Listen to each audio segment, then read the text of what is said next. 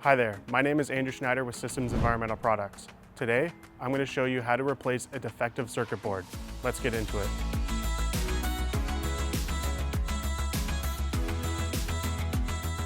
Without a battery installed and using a Phillips screwdriver, remove the 7 screws that hold the cushion and the 6 screws that hold the back cover plate to the tank.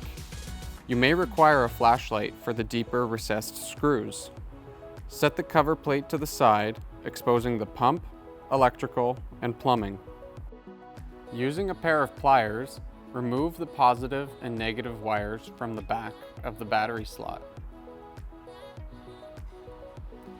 Disconnect the battery power supply cable from the pump motor and pull the wires out from underneath the pump.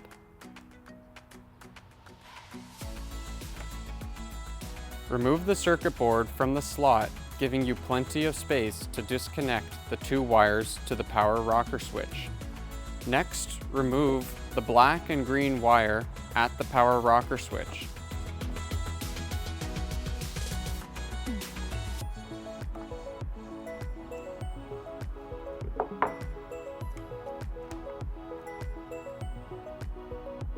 Working in reverse order, attach the 2 spade terminal fittings from the new circuit board to the power rocker switch in the following order. Number 1, black. Number 2, red. Number 3, green. Next, attach the power supply cable going to the pump motor.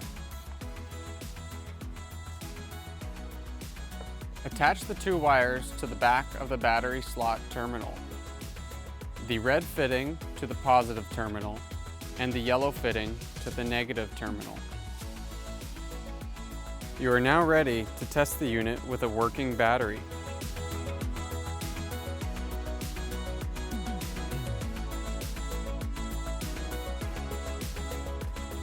Now that the sprayer is working, you can install the back cover plate and the cushion. Make sure to tuck any loose wires and hose into the cavity of the back plate.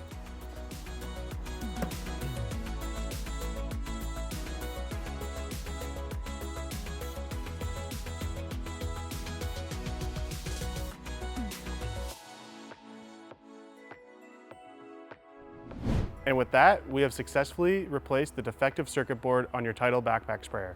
For more information, give us a call at 1-800-367-4015 or visit us at www.systemsenvironmental.com.